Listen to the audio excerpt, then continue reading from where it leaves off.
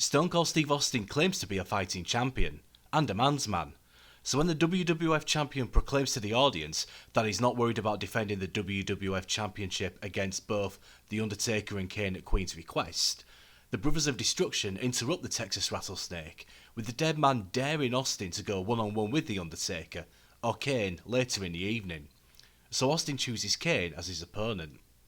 As the main event approaches, it's revealed that The Undertaker has been blindsided backstage. Nobody knows who attacked The Undertaker. But knowing that Austin can take advantage of a one-on-one situation and asking for help from the game, the two can work together to take out the Big Red Machine, potentially making the WWF Championship match for Queen's request just a one-on-one match against The Undertaker. That is, if he can make it. However, it is revealed that Austin nor Triple H were behind the backstage attack. The two-man power trip may have the advantage in the SmackDown main event, but it might not be for long.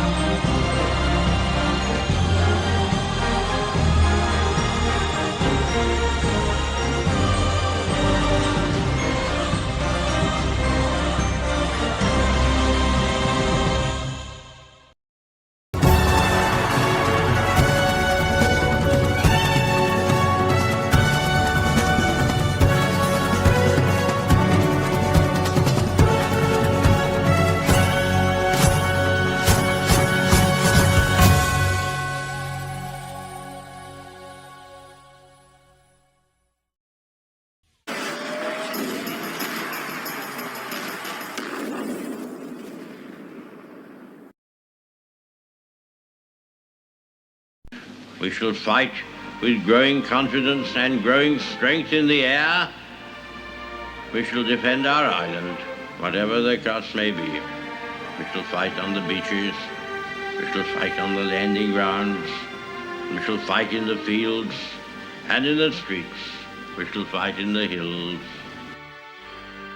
We shall never surrender.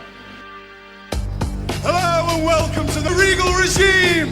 Back here in my home country of England, around civilized people for a change. The triple threat match to determine the richest prize in the game. Austin's Kane and The Undertaker! Our beloved WWF champion has lost it. It's a conspiracy, 2-on-1. Austin, you better give your soul to the Lord, because your ass belongs to me. It's me, Kane versus Dolph Lundgren. Austin Kane's a champion, may be numbered.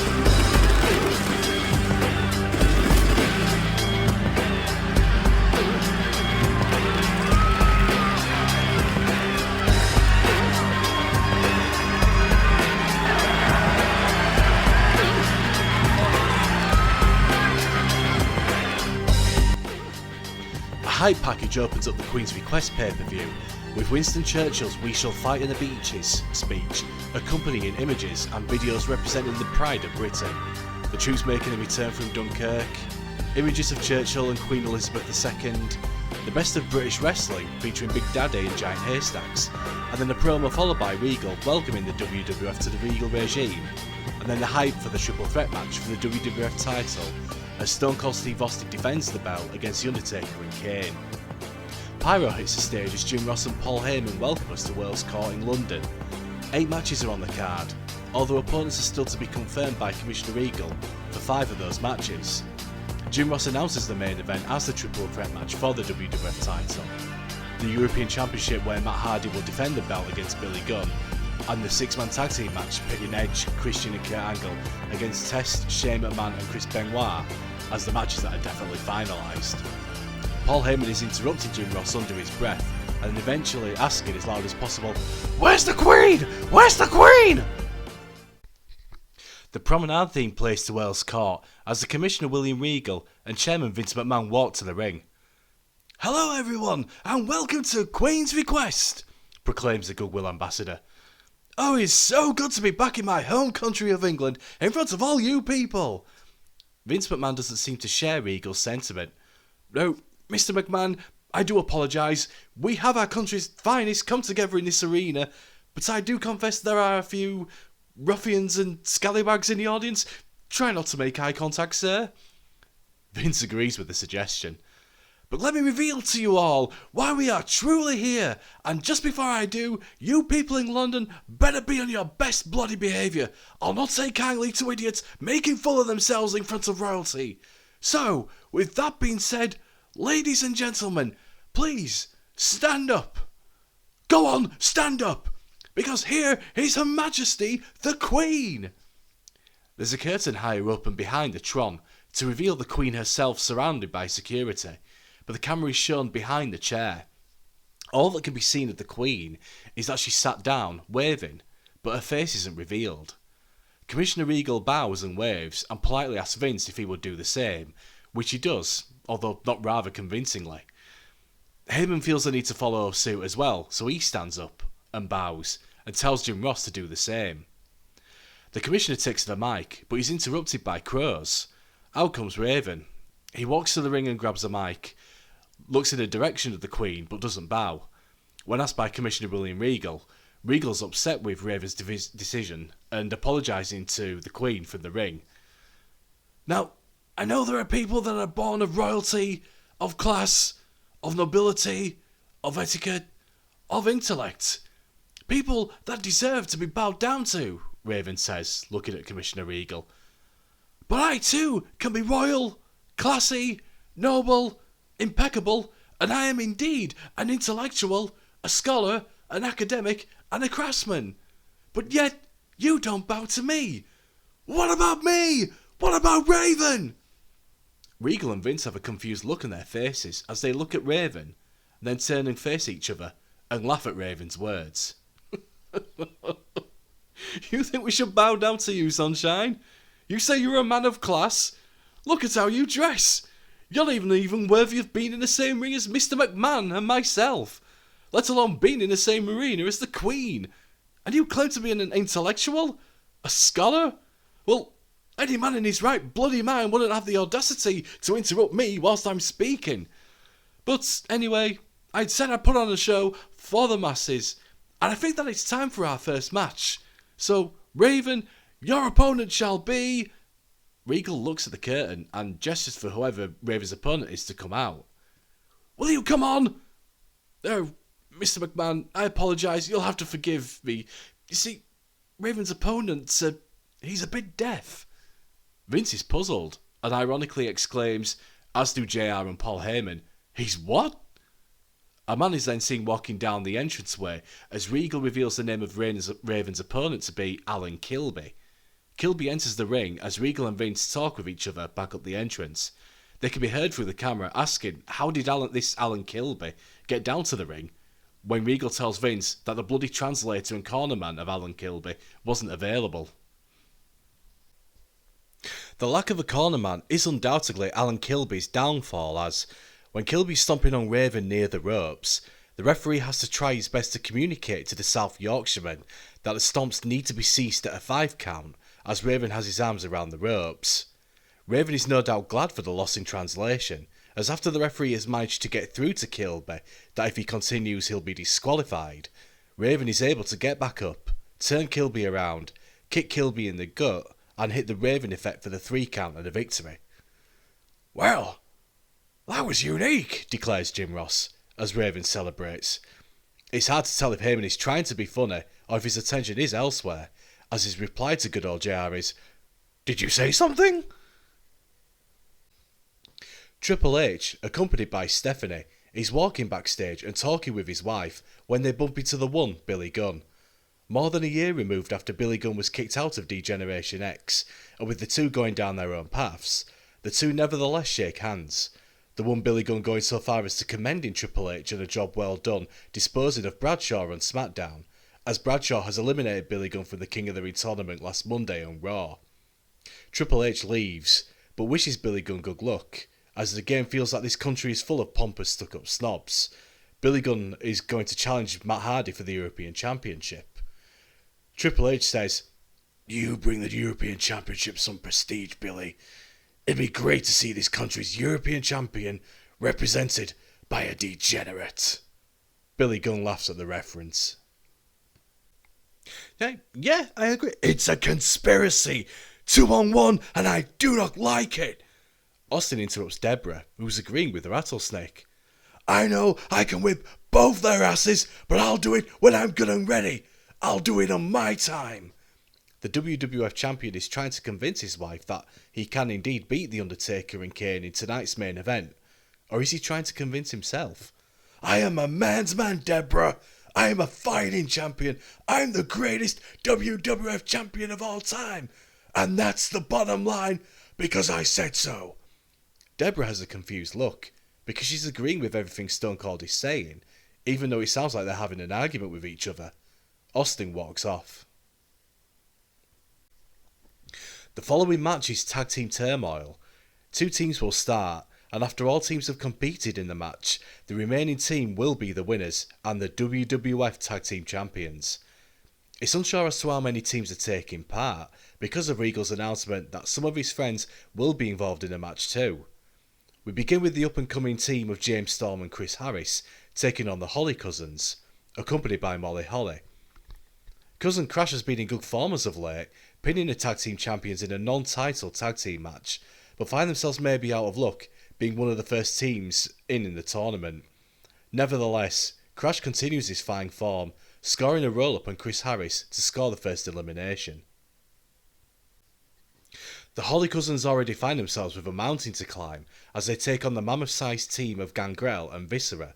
Despite Crash's determination and bravery, or as Paul Heyman would call it, stupidity, trying to fight it out with the near 500-pound Viscera, he finally tags in his cousin, Hardcore Holly. The match seems more on an even keel when Viscera tags in Gangrel, now as the ring features 2 opponents, not as mismatched by height or weight. The Alabama Slam is enough, as the Holly's good fortune continues. Unfortunately for Hardcore and Crash, their luck is about to run out, as out come the tag team champions. Crash is demanding a tag from Hardcore Holly, who refuses the tag. He then turns around to walk into another double super kick, with Just Incredible scoring the pin and eliminating the Holly Cousins. It's announced that the next tag team is Darren Walsh and Stevie Knight. Oh, that must be some of Regal's friends. What an opportunity if they were to beat X Factor. They could become tag team champions, proclaims Jim Ross. However, that's not going to be the case, as again, X marks a spot for Just Incredible. X Factor grab another victory and come one step closer to retaining their tag team titles. Dean Malenko and Perry Saturn are the next team coming for the tag team gold, but they're not alone.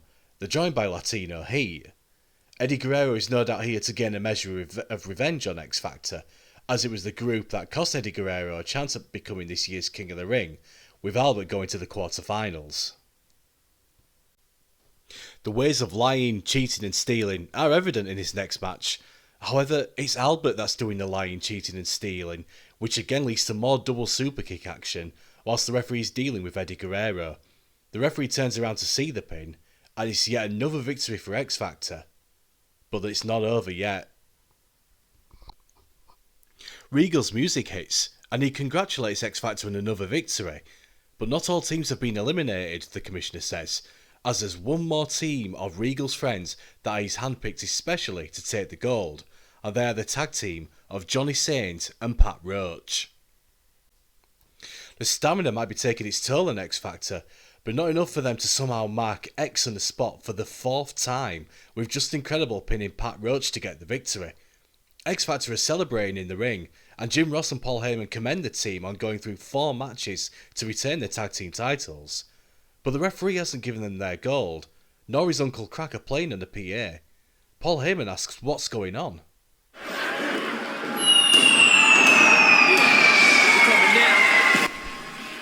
Fireworks come to the stage as the Dudley Boys come to the ring. It's announced that this is the final match, with the winners holding the tag team gold. X-Pac is furious, having to be involved in one more match, so he must have been livid to see Eddie Guerrero come back to ringside. Latino Heat gets into a brawl with Albert outside the ring, with Albert getting the better of Eddie Guerrero and throwing him to the stairs.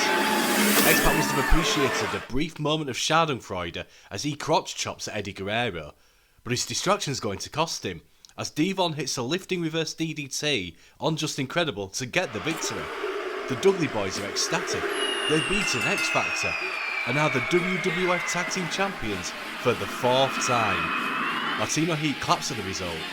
Turns out Eddie Guerrero's the one who must be experiencing schadenfreude.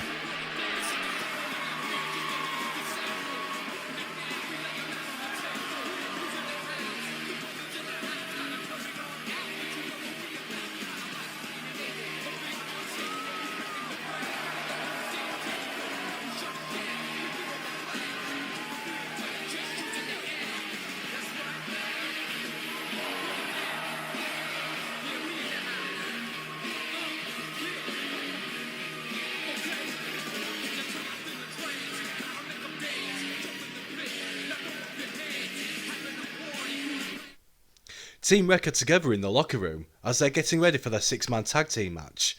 Kurt tells Edge and Christian that he'll start the match as he wants to get his hands on Test for costing him a shot at the WWF title at King of the Ring. He wants to get his hands on Shane for telling Kurt he got what he deserved, and he also wants to get his hands on Chris Benoit because, well, he's Chris Benoit. Rhino listens intently, but when Christian and Edge talk under their breath, Edge mentions to Kurt that there's talk about Rob Van Dam accompanying their opponents in the 6-man tag team match later. Rhino throws a chair across the locker room, breathes heavily, snarls and leaves. The Olympic gold medalist turns to Edge and Christian. "Jeez, and you think I'm in a bad mood?" Mick Foley congratulates Raven on his victory at the beginning of the night. "Way to stick it to the commissioner," says Foley as he's talking to Raven, when they're joined by Chris Jericho. Y2J tells Foley and Raven that he's all set for later in the night. Raven may have struck first against the Regal regime tonight, but it'll be Y2J having the last laugh when he defeats whoever his mystery opponent is, and he puts an end to Regal's autocracy. They turn to see the Goodwill ambassador approaching them. "Autocracy, dear boy? I'm surprised any of you know what that word existed in our Queen's English. But rest assured, Jericho, you better be prepared for tonight, sunshine, Because not only do you forfeit your King of the Ring tournament spot if you lose, but I'll personally have you bow down to the Queen, and then bow down to me. And then you'll be kissing my royal feet in front of the Queen to save your bloody job. Cheerio, lads. The 1999 King of the Ring winner, Billy Gunn's hopes of leaving with gold in front of royalty are dashed when the one's one and only isn't enough to take the European Championship from Matt Hardy. And just like Judgment Day, where he retained the strap against Eddie Guerrero, the member of Team Extreme finds himself locking in another standing rear choke on Billy Gunn. That's enough for Hardy to again retain the European title. Paul Heyman thinks England shouldn't have extreme wrestlers holding the European Championship. Jim Ross replies by saying, "Nah, and they don't do degenerates wearing the European gold either." Triple H is with Stephanie, Big Show and Vince, and they're talking about keeping an eye on Stone Cold Steve Austin in reference to the triple threat match for the WWF Championship match later tonight. Whilst the four are talking in the dining room area, they confront Rikishi. Rikishi tells the Intercontinental Champion that if Triple H is going to be making an appearance in tonight's main event, then Rikishi may have to just make an appearance too. The two stand face to face until Regal can be heard from a distance, approaching them. "Gentlemen, gentlemen, gentlemen! Now, Triple H, Mr. McMahon, Stephanie, Big Show, I do apologise for having to barging you like this again, but you see, I have one more opening spot in the show. One of my 5 friends, a legend, if you will, a legend in the world of British professional wrestling, is available to compete. And if you don't mind, I'd like to see him square off against you, Rikishi. So go on, bugger off, and get ready as your match is soon." Rikishi replies, "You want to put me in a match against one of your friends? Right." Rikishi walks off as Regal nods to Vince, Triple H, Stephanie and Big Show. In the corridor, Shane McMahon, Test, Chris Benoit and Rob Van Dam. "Look, the way we dealt with Kurt Angle was great. You could see him walking up the ramp and crying after he was beaten by you." He points at Benoit. "Because of us." Shane pointing at himself and Test. The reaction causes the rabid Wolverine and the 6'7" Canadian to smile as Rob Van Dam nods. "But we have to be careful out there tonight. Angle's going to be gunning for all 3 of us. Edge and Christian are no doubt going to work on distracting us, and Rhino's going to look to, well, gore us. So RVD, you need to watch out for that man-beast, and as long as the 3 of us can be aware of Edge and Christian's antics and Angle's intensity, then we can beat them all and have Kurt crying in the middle of the ring in front of the Queen. Let's go, boys." They all smile and walk off. Regal comes to the ring and marvels at the Queen. Oh, how dashing. He tells Ellscourt that the next match will be for the Light Heavyweight Championship, as Jerry Lynn will be defending the belt against Doc Dean. Thank you, he proclaims. "Now, commence wrestling," as the bell rings. Jim Ross feels that he has to apologise to the fans watching at home, as he has no notes prepared on Jerry Lynn's opponent.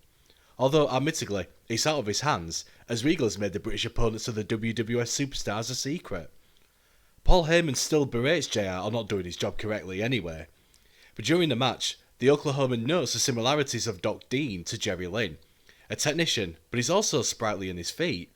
European uppercuts, fast roll-ups, arm bars, sunset flips, and a top rope splash. But it's Jerry Lynn getting the victory and retaining the light heavyweight title with a cradle pile driver. Stone Cold Steve Austin stares into the camera backstage. "Now, you idiots of England, listen up, because the champion's got something to say. I've said this before, and I'll say this again. I can beat anybody, anytime. And tonight, I'm going to beat The Undertaker and Kane in that very ring, tonight. And there's nothing that you can do about it. You could talk about lights flickering, you could talk about interruptions, you could talk about breakdown all you want, Undertaker. But the bottom line is this. Stone Cold Steve Austin is walking into Queen's Request as the WWF Champion, and is leaving in front of the Queen, still the WWF Champion. Why? Because Stone Cold said so." Mick Foley and Chris Jericho continue to talk about later tonight, when Chris Jericho defends his King of the Ring tournament spot, when Commissioner Regal approaches them again. Foley tells Regal, "That's a good start here, Willie. What is that? How do you say this in soccer terms? Is it WWF 3, Great Britain 0, will he? Foley and Jericho laugh at each other when Regal tells them to bloody well wait what happens next. Regal walks to the ring, and he doesn't seem to be as happy as he was at the beginning of the night.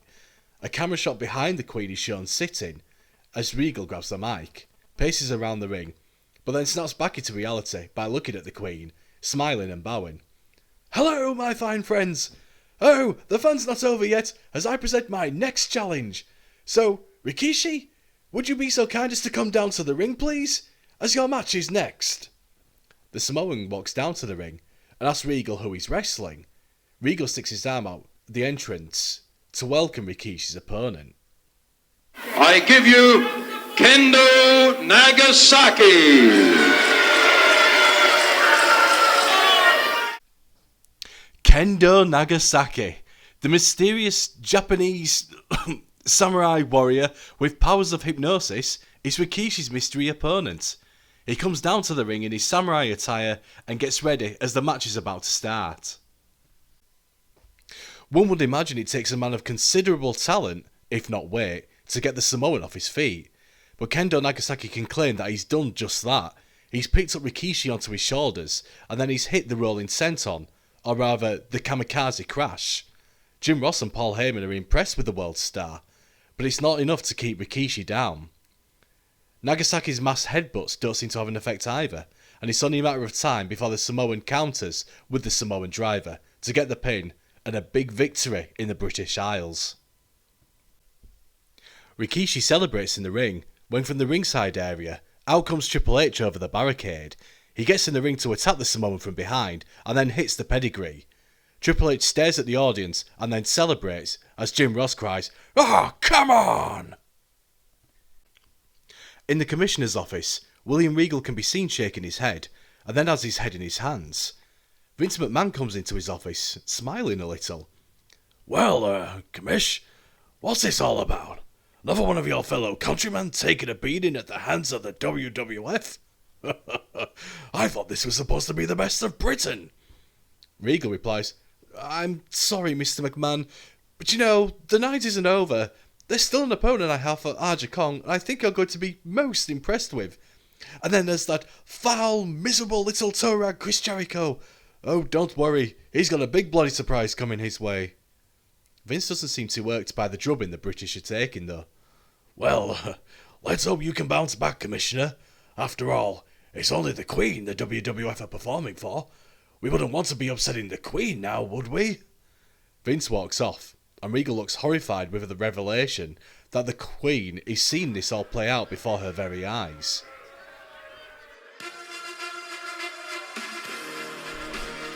It's time for the six-man tag team match, pitting the ECK part of Team Wreck, although they are completed with R for Rhino as their manager, as they take on the team of Shane McMahon, Test and Chris Benoit, accompanied by Rob Van Dam.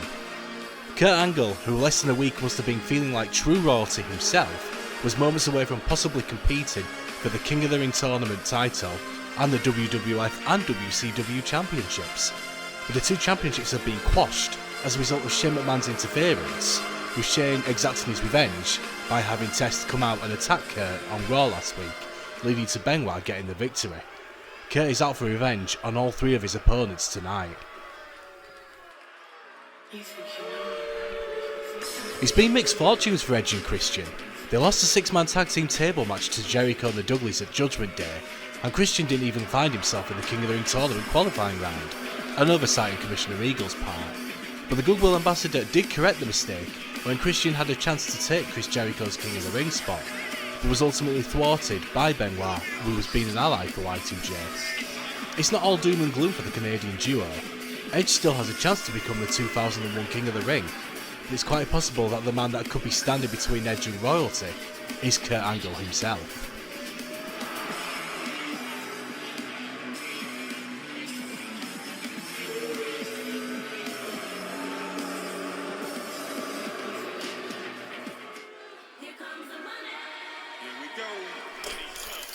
Shane McMahon was willing to give Kurt Angle the chance of a lifetime if he accepted the offer to jump to WCW, even offering promises of a WCW world title shot. When Angle rejected Shane's offer and attacked the WCW owner on Raw, Shane McMahon declared on SmackDown that Kurt will not be receiving a title shot as a result of his actions. Kurt Angle may be an intense individual in the ring, but Shane proved at Backlash a couple of months ago he won't go down without a fight.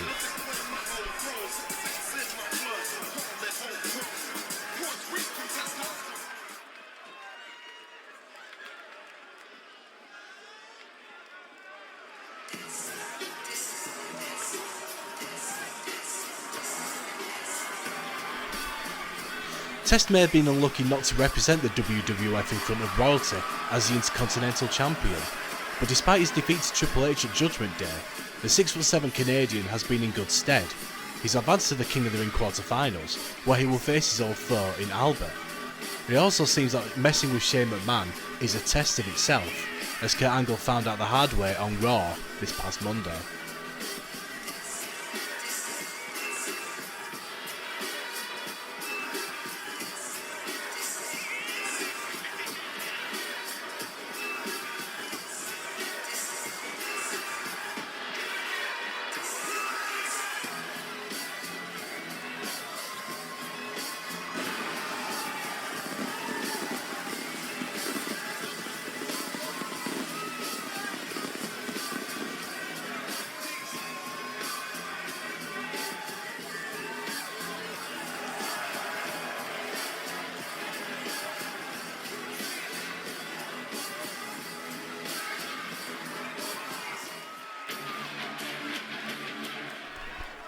The rabid Wolverine might want to count his lucky stars for being in the right place at the right time, but then one might also argue that karma has indeed taken its course. Chris Benoit was unlucky not to beat Kurt Angle in their 2 out of 3 falls match last month, but luck was certainly on his side with Test and Shane McMahon coming in to attack Kurt Angle last week on Raw. Benoit wasn't in the King of the Ring qualifying match, but Jim Ross notes that despite another oversight on Commissioner Eagle's part, Chris Benoit won't be bothered too much. Whatever happens tonight, the Crippler is 2 weeks away from having a chance of a lifetime as he's the #1 contender for the WWF Championship at King of the Ring. Kurt Angle has made it known that he wants to start as a legal man. He's happy with whoever he gets his hands on, and it's the WCW owner that the Olympic gold medalist enjoys beating up. He even manages to get a cheap shot on Test for good measure. But as evidenced before, Shane isn't going down without a fight. He manages to just about hold his own against the American hero, and also against Edge. Kurt is soon back in the ring when Test becomes a legal man, and despite the Canadian having the power advantage, Edge and Christian's offbeat shenanigans come in handy when Edge pulls down Test on the ropes, leading to Angle scoring the German suplex attack on Test. Weird how it's Edge and Christian and not Edge and Kurt, because it's Edge and Kurt who combine on 2 occasions to double team their opponents by hitting a double shoulder tackle. Rob Van Dam tries his best to cheer on the team from ringside, whilst Rhino can't seem to take his eyes off the whole effing show. Benoit manages to get out of a figure 4 leg lock before becoming the second victim to Kurt and Edge's double shoulder tackle. Although this is a 6-man tag team match, Benoit and Edge are going at it like they're competing for the WWF title themselves. Edge hits some nice drop kicks to take down the rabid Wolverine and then sets up for the execution. But Benoit sees it coming and grabs the leg of Edge and then punches him with the other hand. Edge is no doubt looking for a third double team attack, but he's thwarted by Benoit before he can drag him to the corner. Benoit elbows his way into trouble and puts the exclamation point on the attack by hitting a springboard clothesline on Edge. Benoit tries hitting a German of his own, but Edge counters, goes for the execution and is successful on a second occasion, but his pin is broken up by Test. A pin attempt after a successful spear by Edge on Benoit is then broken up by Shane. RVD cheers on the team, but is mowed down by the Man-Beast at ringside. All of the wrestlers involved in a 6-man tag team match are now attacking each other in the ring, but Rob Van Dam and Rhino are also getting into it at ringside. Test is pulling out the heavy lifting in Christian as Shane O'Mac is dueling with Kurt Angle. Shane, Test and Benoit look like they're getting the upper hand, especially as Benoit is dealing with Angle at ringside. But the referee's focus on the outside of the ring allows Rhino to sneak in and hit the gore on Shane McMahon, leaving Christian to pin the WCW owner and get the victory for Team Wreck.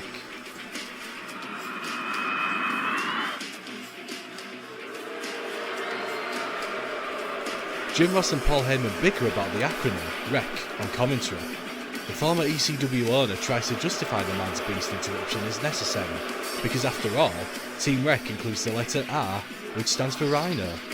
So him hitting the Gore and Shane was justified. Jim Ross is obviously having none of it, and thinks to himself, RECK? More like BS! Still, Edge, Christian and Kurt Angle have won the match, but if the King of the Ring tournament is anything to go by, we haven't seen the last of these 6 men in the ring going to war with each other.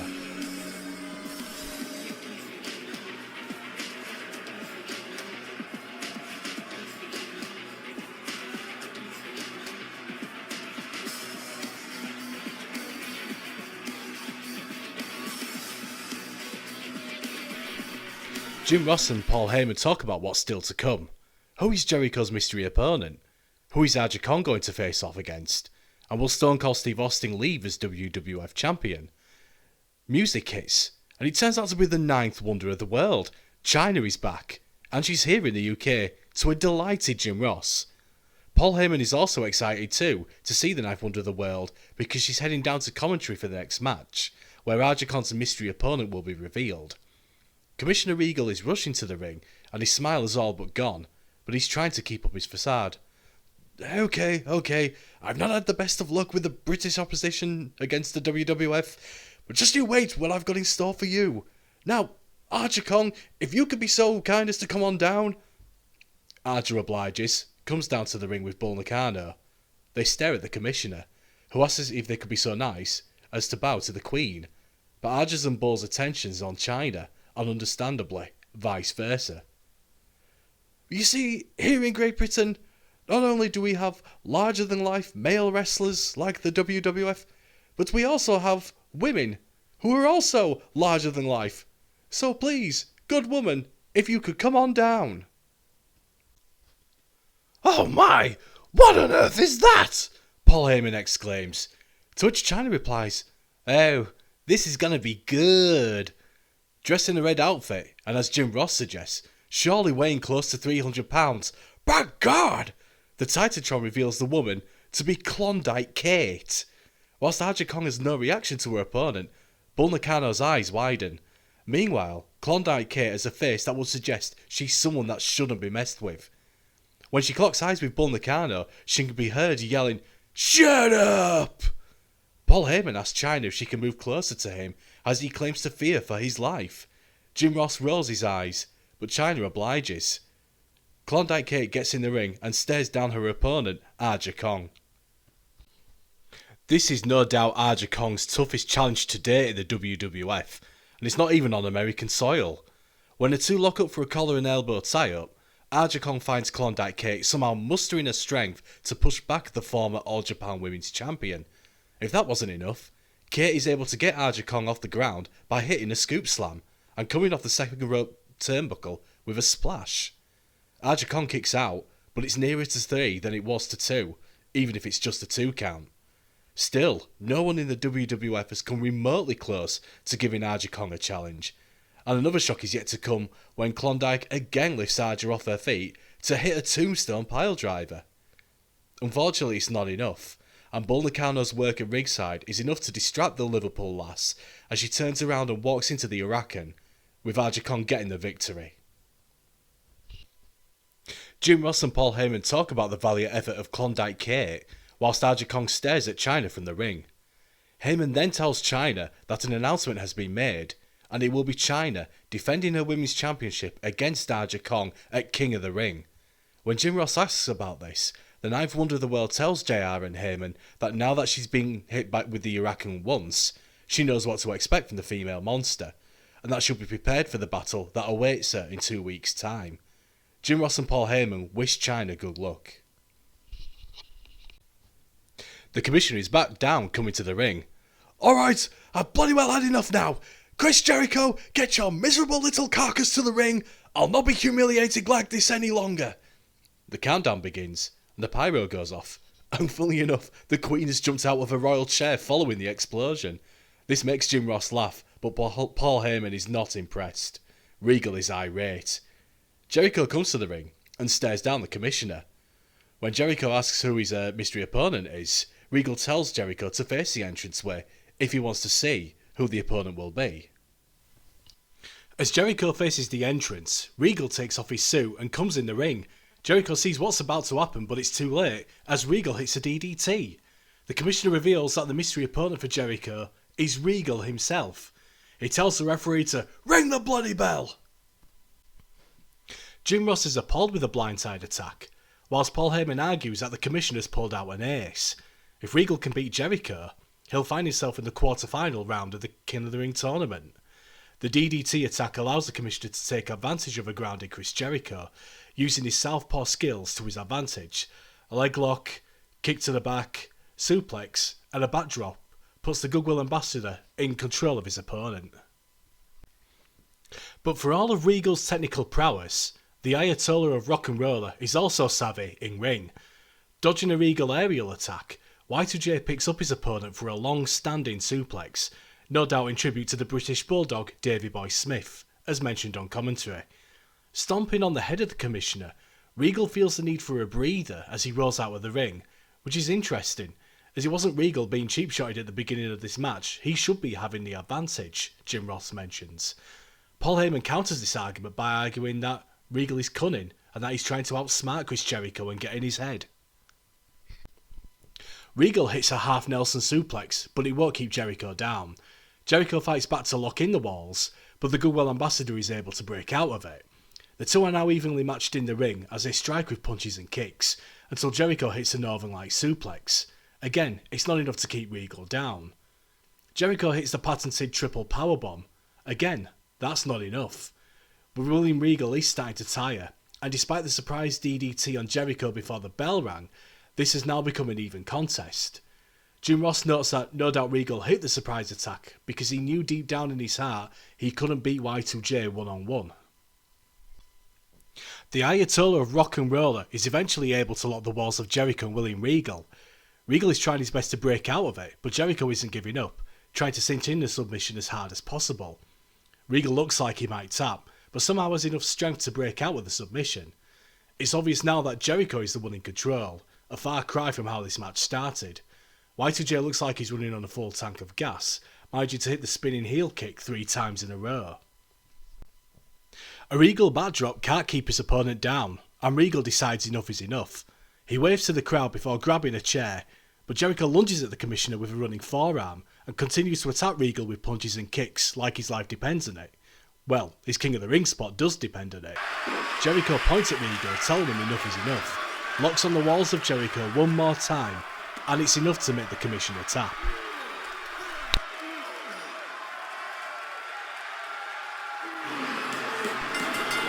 Jericho has done it yet again. He's somehow overcome the commissioner's underhanded tactics to defy William Regal and keep his King of the Ring spot. Jim Ross congratulates Y2J on another thoroughly deserved victory, more so because he had no idea who his opponent would be at the beginning of the match, let alone having to overcome a surprise attack by William Regal. Jericho celebrates. Regal is angry. He's had a bad night tonight in front of his home crowd, but it's about to get worse for the commissioner.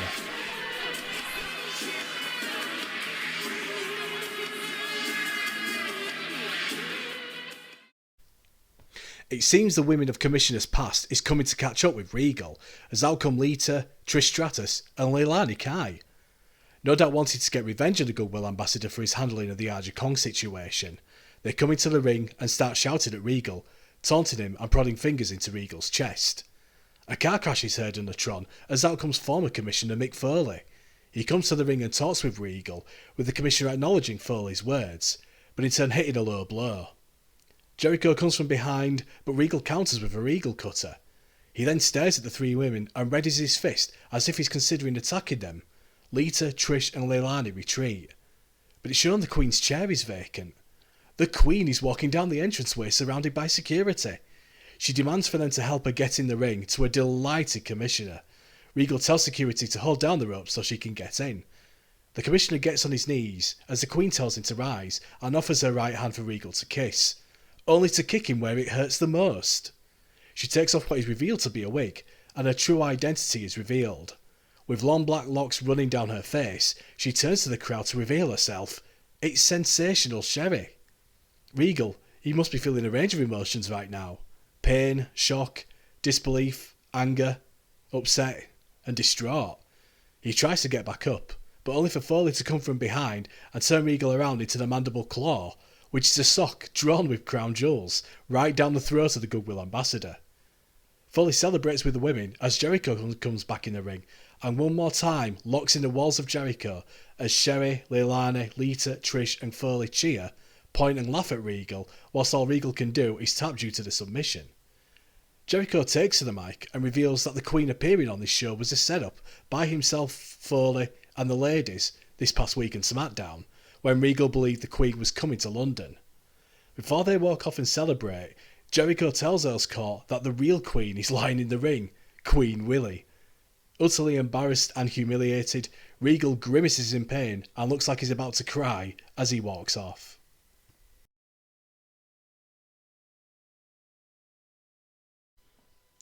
Jim Ross notes one of the famous poems represented the pride of Britain, except he doesn't think it's Rule Britannia because of Regal's actions. He thinks he's made Britain look foolish. It's more like Fool Britannia, Paul Heyman says in response. The Undertaker and Kane stand backstage and look into the camera. The dead man again reminds Stone Cold Steve Austin of what happened at the Breakdown pay-per-view nearly 3 years ago, when Austin was pinned by The Undertaker and Kane at the same time, and as a result, Stone Cold was no longer WWF Champion. The Brothers of Destruction know that this is a triple threat match, and it's every man for himself. But after everything that The Undertaker and Kane have gone through at the hands of the Texas Rattlesnake these past couple of months, there's one more thing that's important than The Undertaker or Kane leaving Queen's Request with the WWF Championship, and that's Stone Cold Steve Austin not leaving Queen's Request with the WWF Championship. A hype video is shown for the main event, as Stone Cold Steve Austin defends the WWF title against The Undertaker and Kane. Austin claims to be a fighting champion, a man's man, and someone that can beat both The Undertaker and Kane at the same time. Following the conclusion of Raw, Linda McMahon decided that Austin should back up his words, leading to the announcement of this triple threat match. Stone Cold Steve Austin has been in this title situation before, as JR mentions, and it didn't end well for the Texas Rattlesnake. Will the same happen again here tonight?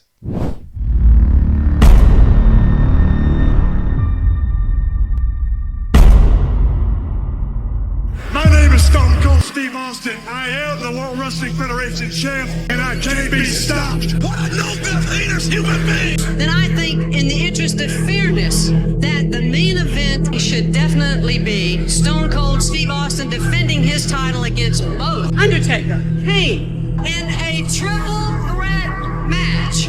It's personal. It's about revenge. It'll be Austin, Kane, and The Undertaker for the WWF title. It's a conspiracy 2-on-1. You do not deserve to be treated like trash. Austin, you better give your soul to the Lord, because your ass belongs to me. It's me, Kane, versus the world. I do not feel sorry for Kane. I'm going to be wearing The Undertaker's ass on my feet. Let's let the pain and suffering begin. The triple threat match to determine the richest prize in the game. My name is Stone Cold Steve Austin. I'm the WWF champion. I do not deserve this. Stone Cold sold his soul for the WWF title. If he loses that title now, it was all for naught.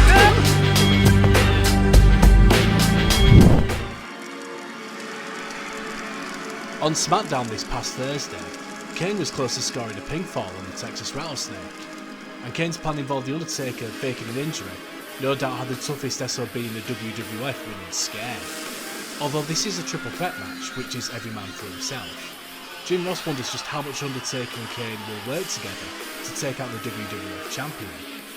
Kane has lost the tag team championships on 2 occasions, the first to Stone Cold Steve Austin, and the second because of Stone Cold Steve Austin.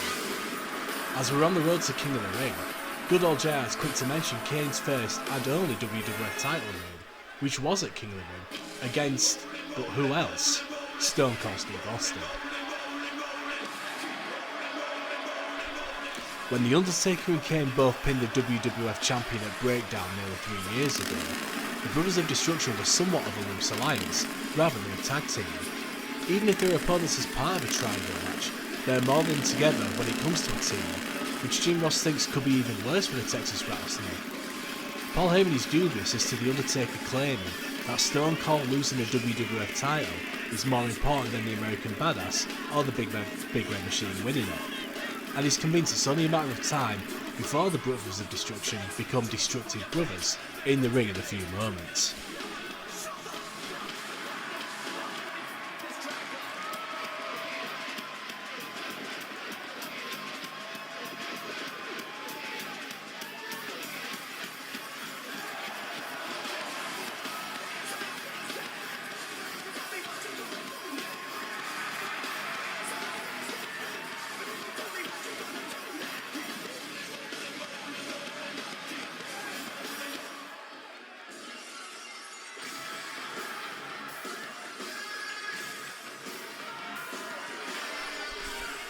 Having to contend with one of the brothers is enough, but with the WWF Champion claiming he can beat both Kane and The Undertaker, and do it at the same time, it's now time to put those words into practice, thanks to Linda McMahon's announcement at the conclusion of Raw this past Monday. Jim Ross disagrees that Stone Cold is a fighting champion and a man's man. He's become delusional, paranoid and psychotic. But even if Austin is indeed a fighting champion like he was 3 years ago, when Austin and Jim Ross were close, the Texas Rattlesnake couldn't overcome the might of Undertaker and Kane. It's going to take a miracle, JR feels, for Austin to remain champion. But again, Paul Heyman counters, saying that we've seen more of a vicious and violent side of the supposed toughest SOB in the WWF, and it might be enough for Austin to cling on to the coveted gold.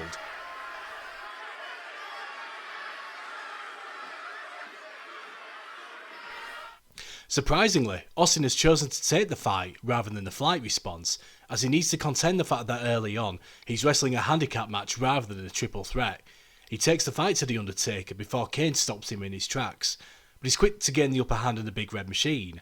Jim Ross notes that ironically, this feels more like the Stone Cold of old, the Stone Cold that Jim Ross was close to at one time. Paul Heyman mentioned that he was dubious about the alliance of The Undertaker and Kane in his triple threat match, and it's not long before he's proven right, and he's quick to remind Jim Ross of this fact, and he can't stop saying how right he is, which JR finds nauseating. If Stone Cold is feeling the relief that he's now become every man for himself, even at Queen's request, then he must be feeling like royalty, especially as Triple H is now walking down the entrance. Kane notices the interruption and decides to leave the ring and brawl with the Intercontinental Champion, but the game is getting the upper hand, with right hands. Although the WWF Champion is now one-on-one with The Undertaker in the ring, the American Badass is putting a beating on Stone Cold, to the point that this worries the cerebral assassin, who gets in the ring to attack The Undertaker, only to get beaten down himself. Things are made worse when Rikishi comes down the entrance, no doubt looking to get revenge on Triple H, who sneak attacked the Samoan following his victory earlier in the night. As The Undertaker and Kane attack Austin in the ring, Rikishi drags Triple H away from the ring, leaving the contest where we started, 1-on-1 on 1. Austin's going to have to pull out all the stops again like he did at the beginning of the match, but after a bulldog to The Undertaker and right hands to Kane, The Undertaker's double-arm choke drop on the Texas Rattlesnake, and then throwing him around the ring like a ragdoll, puts Austin in trouble. But the partnership between The Undertaker and Kane is quickly broken up again, following a clothesline from Kane to The Undertaker. Things are getting serious now. Kane grabs a chair from one side of the ring, whilst The Undertaker grabs a chair from the adjacent side of the ring nearer the entrance, but he's surprised to see Kane beat Taker to the punch when the Big Red Machine throws a chair into the face of the American Badass. It's now become a free-for-all. Any man getting an ounce of offense on his opponent is immediately subdued by the other opponent. For example, Undertaker hits a spinebuster on Austin, then Kane hits a spinebuster on The Undertaker. Kane hits a press slam on The Undertaker, then Austin, well, at least tries to hit a press slam on Kane, but fails due to the size difference, and is met with snake eyes for his trouble. One can tell how desperate the Texas Rattlesnake is becoming, as he's waiting, like a rattlesnake does, to seize the moment and strike when the time is right. He finds a chance to hit Kane with a Stone Cold Stunner, but Undertaker isn't down and out yet, so the pin is broken up. Undertaker now has the momentum, hitting Old School and Stone Cold Steve Austin, and waits himself for Kane to get up, to hit the last ride on the Big Red Machine, but Austin is behind to make sure no pin can be made, and he manages to escape a Taker attack and hit the DDT. Austin tries to make sure he's got a successful pin by having his feet covering the ropes, something that isn't illegal in a triple threat match. But after being thrown out of the ring by The Undertaker, this leaves the American Badass and the Big Red Machine to battle it out in the ring. Jim Ross is quickly reminded of the hellacious match that these two had when they battled for the first time at WrestleMania 14. Kane hits a chokeslam on The Undertaker and looks like he has it, but the pin is broken up by Stone Cold Steve Austin. Paul Heyman disagrees with JR. This isn't the old Stone Cold Steve Austin. This is a new dangerous and twisted rattlesnake we've seen in the ring. Right fist and a DDT to Kane, Luther's press to The Undertaker, and then sets up the Big Red Machine for a second Stone Cold Stunner, but again The Undertaker is on hand to break up the pin. But in doing so, he's knocked out the referee in the process. So when the American Badass replies with a running DDT of his own to the WWF Champion, the referee isn't up. If he had been up, it could have been possible that a 3 count could have been made had the referee been awake. The Deadman still has his eyes on Austin when Kane hits a chokeslam from behind at his brother, grabbing the back of his neck to lift him up.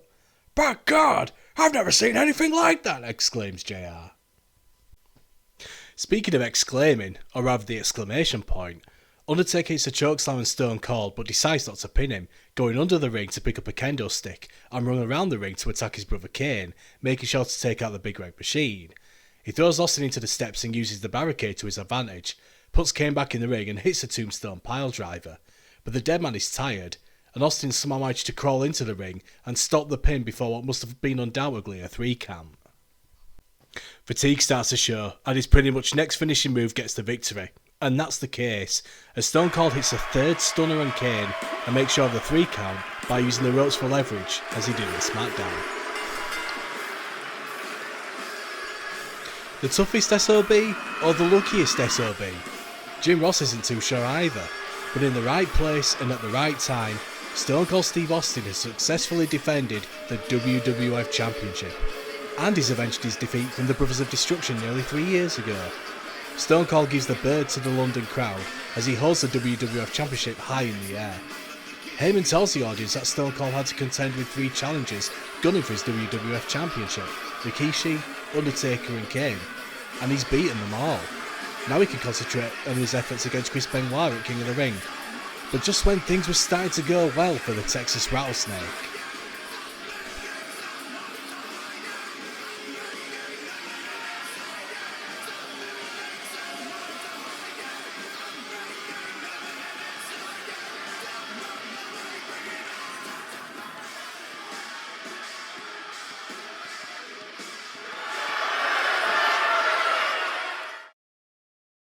Austin 316 says I just whipped your ass. As the king of the ring, I'm serving notice to Austin 316 as the king of the ring. I just whipped Austin 316 as the king of the ring.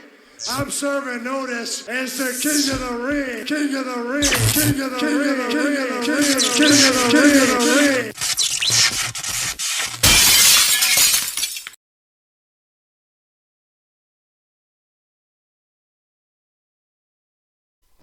the lights flicker and then go out again.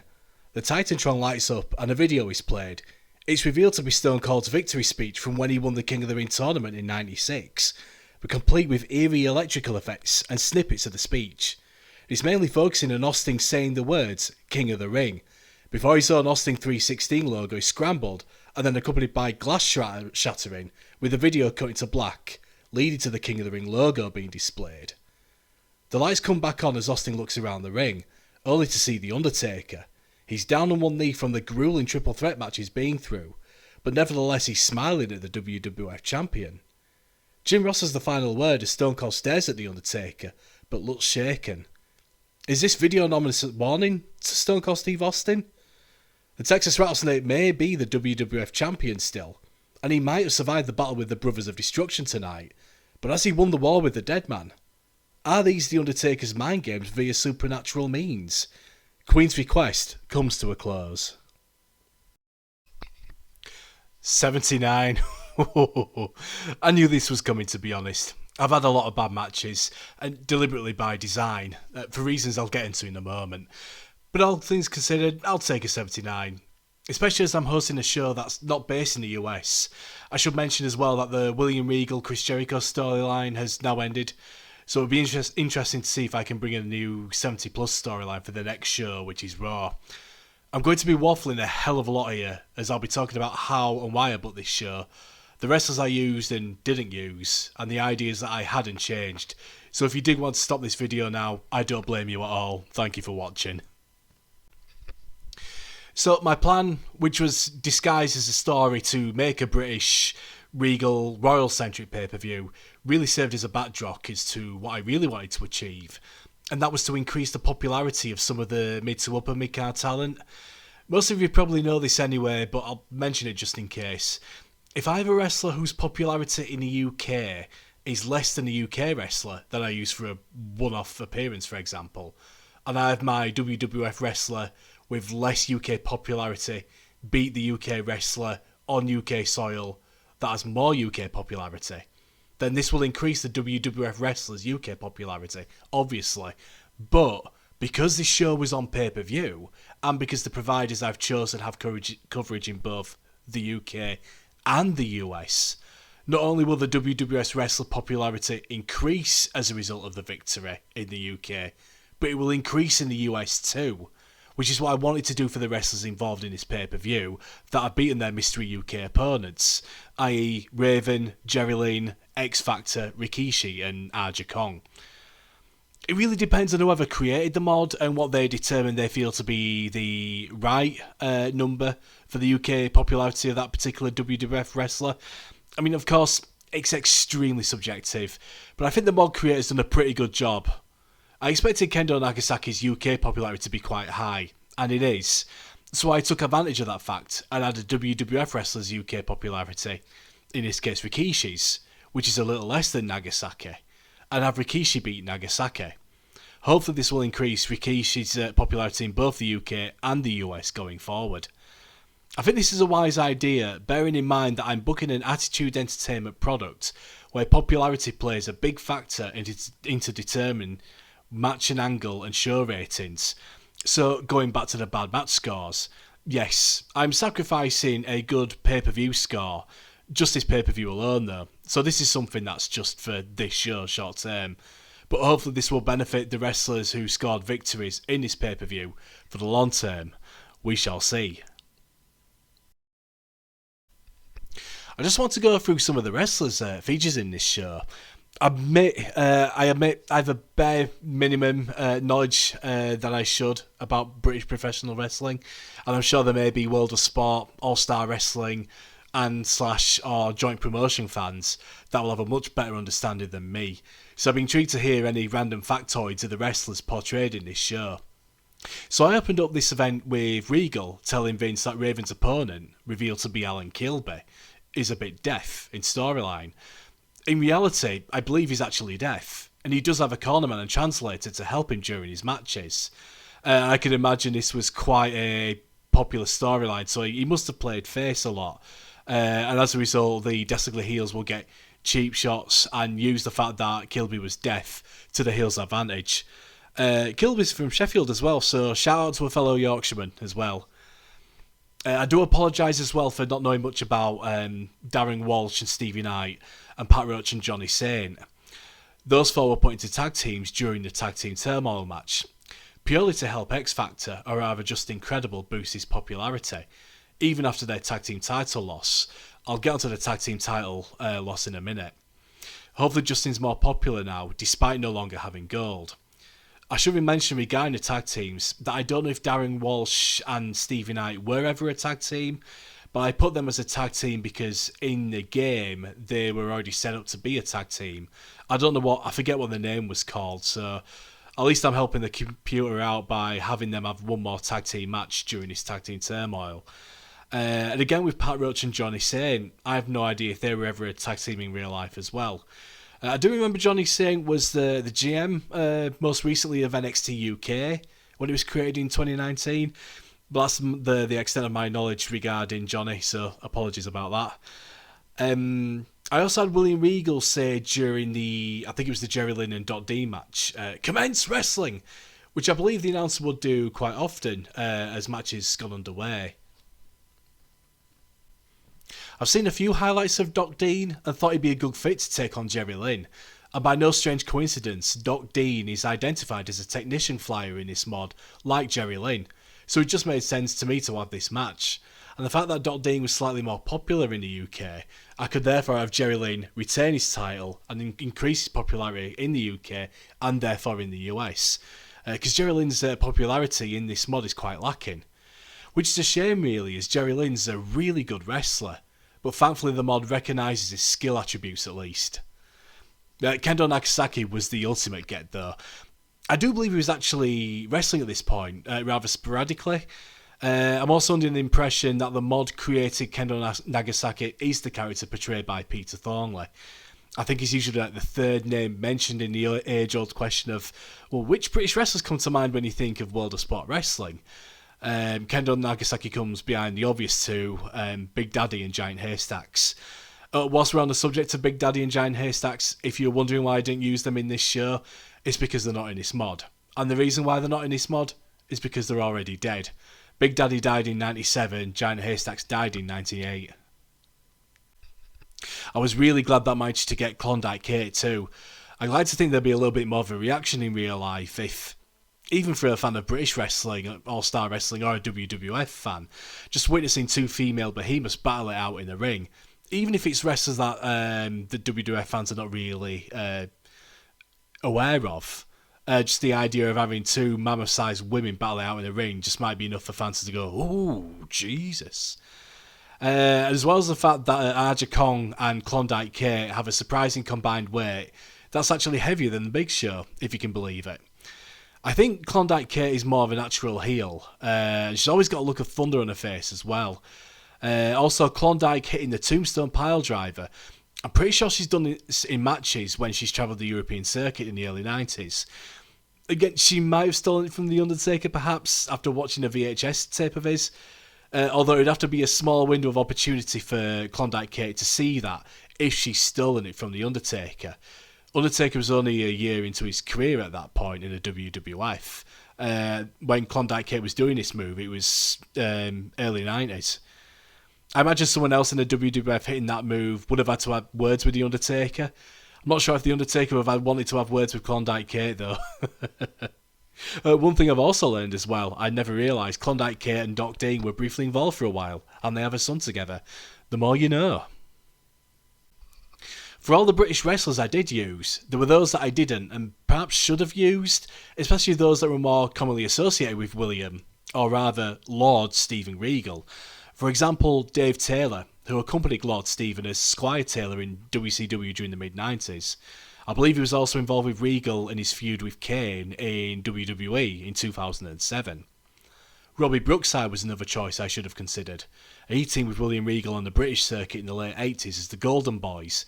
Their most notable match was a tag team match against, by no strange coincidence, one of the opponents being Kendo Nagasaki.